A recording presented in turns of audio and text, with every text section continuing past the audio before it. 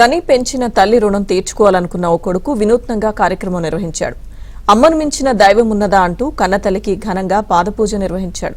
భద్రాద్రి కొత్తగూడెం జిల్లా లక్ష్మీదేవిపల్లి మండలం శ్రీనగర్ కాలనీలో నివాసముండే రిటైర్డ్ ఆర్టీసీ ఉద్యోగి వరప్రసాద్ 93 ఏళ్ల తన తల్లి రుణం తీర్చుకున్నాడు. మాతృమూర్తికి వందనం పేరుతో బంధుమిత్రులకు కార్డులు పంచి ఆహ్వానించాడు. కార్యక్రమంలో సంగీత విభావరి ఏర్పాటు చేశాడు. అందరికీ విందు భోజనం పెట్టాడు. కన్నతల్లి అపురూపంగా గౌరవించిన వరప్రసాద్ను స్థానికులు అభినందిస్తున్నారు.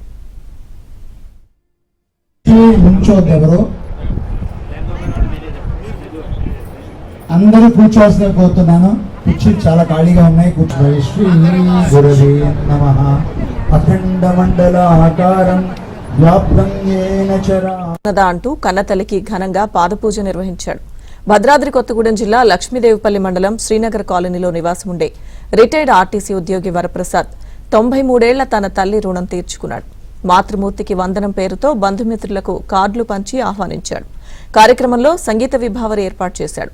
అందరికీ విందు భోజనం పెట్టాడు. కన్నతల్లి అపురూపంగా గౌరవించిన వరప్రసాద్ను స్థానికులు అభినందిస్తున్నారు.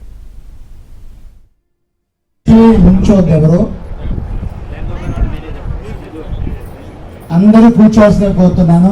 కుర్చీ చాలా ఖాళీగా ఉన్నాయి. శ్రీ గురవే నమః.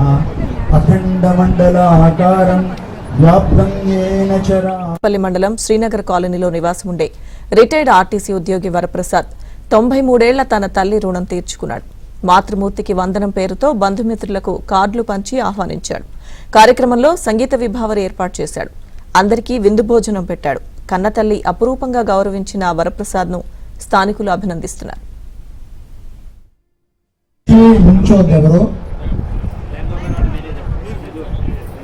అందరూ కూర్చోవాల్సిన కోరుతున్నాను. కుర్చీ చాలా ఖాళీగా ఉన్నాయి. శ్రీ గురవే నమః. అఖండ మండల ఆకారం వ్యాప్తం యేన చరా